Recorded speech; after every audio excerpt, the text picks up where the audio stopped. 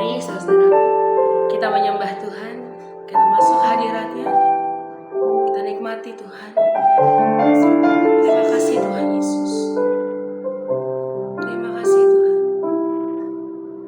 Selidikilah hati kami ya Bapa. Selidiki aku, lihat hatiku, apakah ku sungguh mengasihi Yesus, Kau yang Maha Tahu, dan menilai hidupku.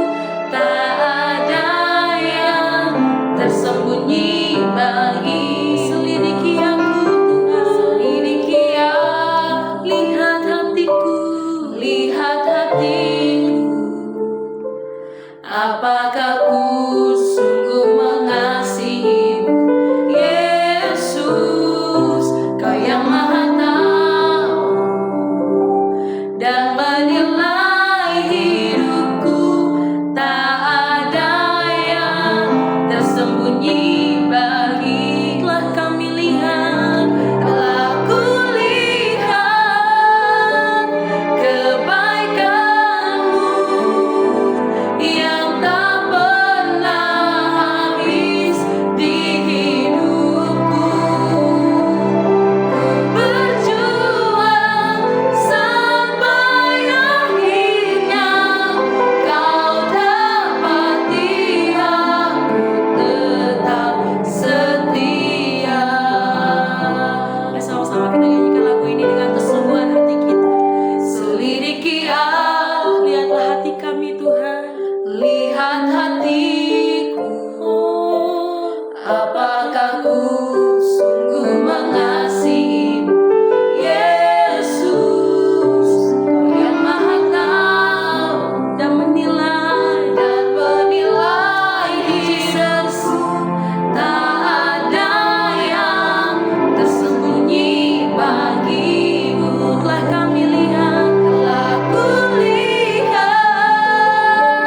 kebaikan-Mu yang tak pernah habis di hidup. Kami kan berjuang Tuhan, berjuang sampai akhirnya, Kau dapati aku tetap. Telah kami lihat, telah ku lihat kebaikan-Mu yang tak pernah habis di hidupku. Kami kan berjuang sampai akhirnya, Kau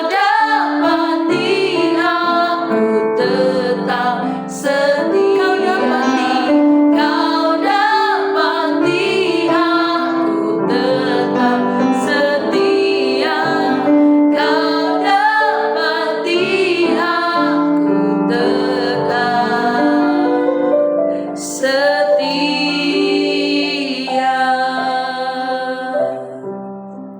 Biarlah Engkau mendapati kami tetap setia sampai seumur hidup kami Tuhan. Ini yang menjadi kerinduan hati kami, menyenangkan Engkau selalu ya Bapa. Pada saat ini kami mau diajar Tuhan, kami mau mendengarkan suara-Mu ya Tuhan. Ajar kami mengerti apa yang menjadi isi hati-Mu bagi setiap kami Tuhan. Dalam nama Tuhan Yesus kami berdoa dan mengucap syukur. Haleluya. Amin. Shalom Bapak Ibu dan Saudara-saudari, kita berjumpa kembali di dalam perenungan intim dengan Allah.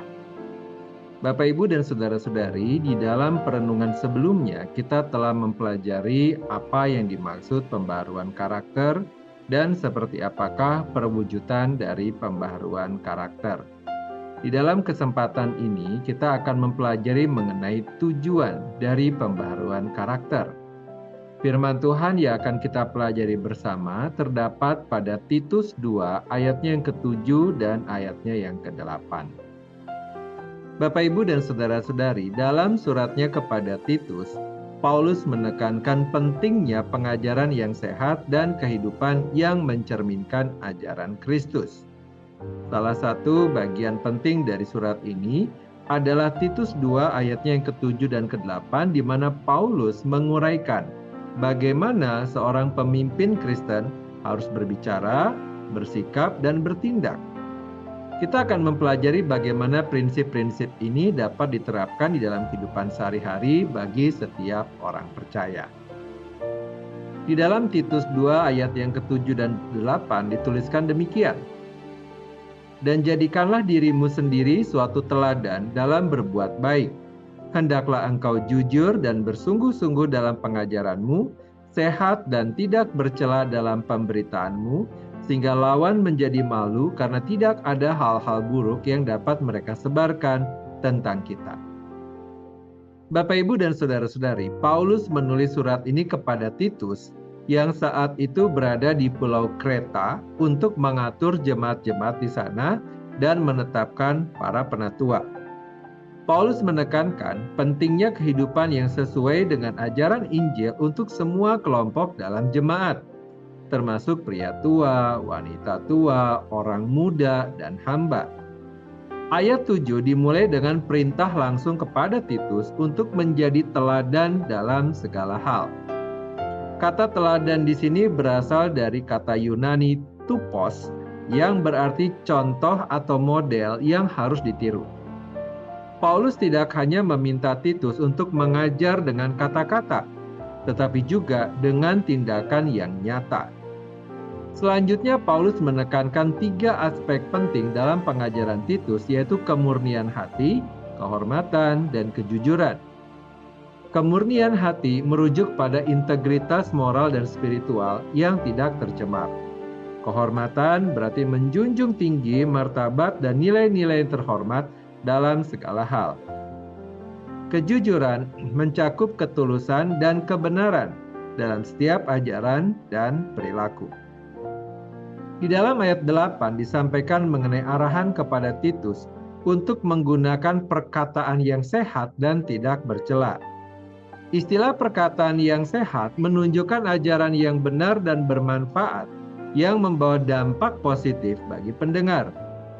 Tidak bercela berarti tidak dapat disalahkan atau dicela, sehingga tidak memberi kesempatan bagi lawan untuk mencela atau memfitnah. Bapak, Ibu, dan saudara-saudari, dalam kaitannya dengan pembaharuan karakter, terdapat beberapa hal yang dapat kita pelajari. Yang pertama adalah menjadi teladan dalam berbuat baik. Paulus mengajarkan bahwa setiap pemimpin Kristen harus menunjukkan kehidupan yang benar, moral yang benar, dan baik. Dengan demikian orang lain dapat melihat dan meneladaninya.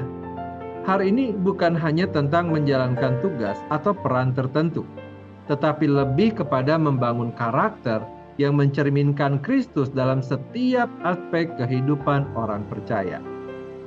Sebagai umat Kristen, setiap kita juga dipanggil untuk menjadi teladan dalam komunitas kita. Ini berarti menunjukkan kebaikan, kejujuran, dan integritas dalam setiap aspek kehidupan kita, baik dalam pekerjaan, keluarga, maupun dalam pelayanan. Yang kedua, mengajarkan dengan kemurnian hati, kehormatan, dan kejujuran. Mengajarkan dengan memegang integritas yang baik. Pembaruan karakter bertujuan untuk memastikan bahwa pengajaran dan perilaku seseorang mencerminkan karakter Kristus. Kemurnian hati, kehormatan, dan kejujuran adalah pilar utama dalam pengajaran Kristen yang benar. Kita harus memastikan bahwa pengajaran kita didasarkan kepada kebenaran firman Tuhan saja, sola scriptura, dan bukan karena ada agenda pribadi. Tidak hanya itu, tetapi pengajaran juga ditunjukkan melalui tindakan yang benar. Yang ketiga, menggunakan perkataan yang sehat dan tidak bercela. Yang dimaksudkan adalah mencakup komunikasi yang membangun, menguatkan, memberkati. Bukan memperkatakan kata-kata yang sia-sia seperti makian, kutuk, atau sumpah serapah. Dengan menjaga integritas dalam perkataannya, demikianlah setiap orang percaya harus berkata-kata. Bapak, Ibu, dan saudara-saudari, Titus 2 ayat yang ke-7 dan 8 memberikan panduan yang jelas tentang tujuan pembaharuan karakter dalam kehidupan Kristen. Setiap kita mungkin memiliki masa lalu dengan kehidupan yang tidak sesuai dengan firman Tuhan. Tetapi kita tidak boleh berdiam diri dalam kondisi tersebut. Kita harus mau untuk berubah, dibimbing, dan hidup sesuai kebenaran firman Tuhan agar kita menjadi pribadi yang sesuai dengan kehendak Allah. Pembaruan karakter tidak hanya penting bagi para pemimpin Kristen, tetapi juga bagi setiap orang percaya yang ingin hidup sesuai dengan ajaran Kristus. Mari kita berdoa. Bapa yang baik, kami berterima kasih dan bersyukur kepada Tuhan untuk firman Tuhan dan renungan yang telah kami pelajari pada hari ini.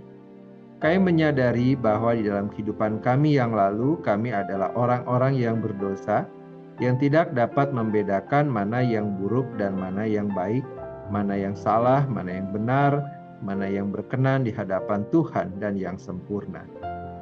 Tetapi oleh karena anugerah-Mu ya Tuhan, kami diselamatkan. Itu bukanlah hasil dari kemampuan kami sendiri, melainkan hanyalah karena anugerah Tuhan. Untuk kami dapat menjadi teladan dalam berbuat baik, menampilkan karakter Kristus dalam hidup kami. Oleh karena itu kami memohonkan kepada Tuhan, berikanlah kepada kami hikmat dan kekuatan, untuk kami dapat menjalani hidup kami dengan benar dan dalam takut akan Tuhan.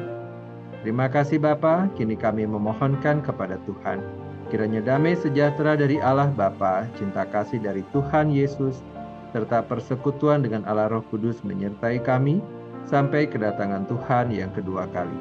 Di dalam nama Tuhan Yesus kami berdoa. Amin. Demikianlah pembacaan firman Tuhan dan perenungan intim dengan Allah pada hari ini. Sampai bertemu kembali di dalam perenungan intim dengan Allah berikutnya. Tuhan Yesus memberkati.